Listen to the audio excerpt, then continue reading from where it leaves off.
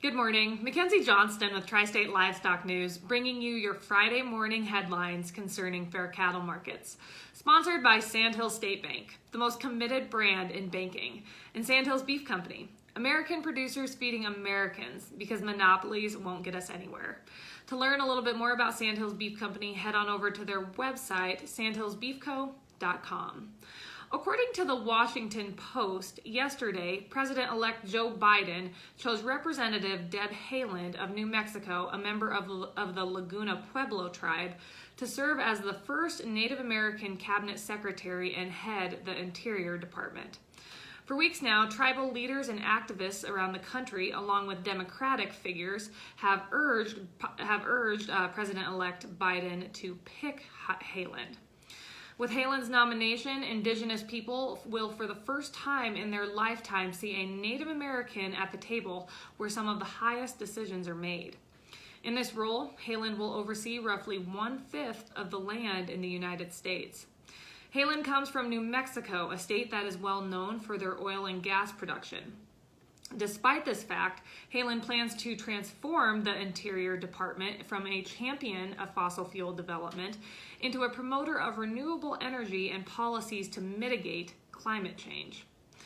Haaland's ideas go hand in hand with Biden's, as he would like to halt all new oil and gas drilling on public lands and waters. The Interior Department also oversees massive protected areas.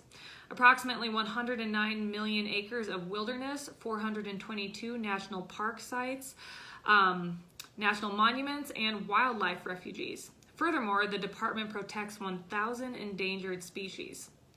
Haaland's appointment will influence 1.9 million Native Americans whose education and health are impacted by the department's decisions. There have been a few questionable folks that Biden has appointed, but I would say this one might take the cake. I think this is a worrisome situation. Drovers has reported that beef packer margins declined 33% last week.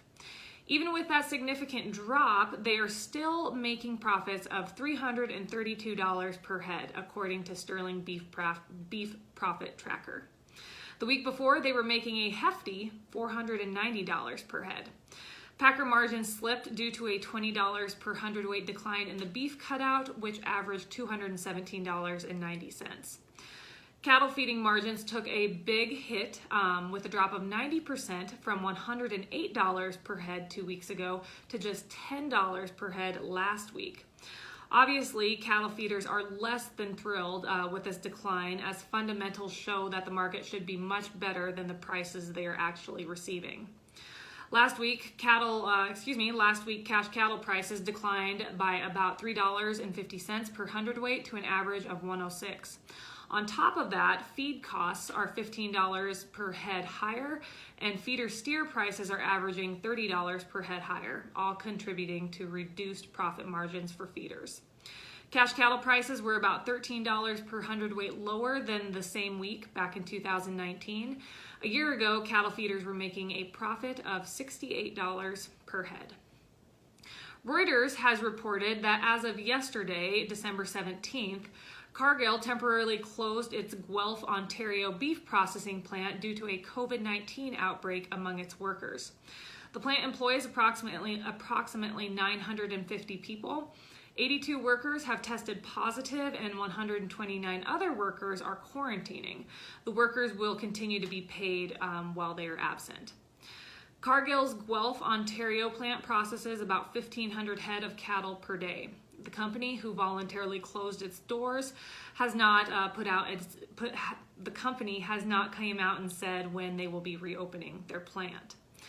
Beef farmers of Ontario have asked Canadian and Ontario governments to activate a program that helps with the costs of feeding cattle longer when slaughter capacity is not available.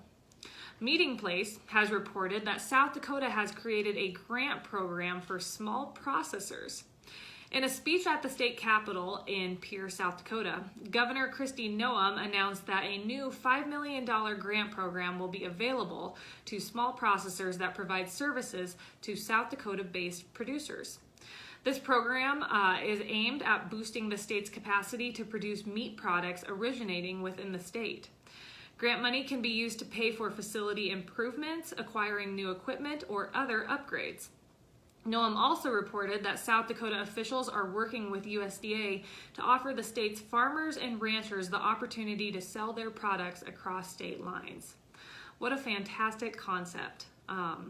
Governor Noam is sure doing some great things up in South Dakota.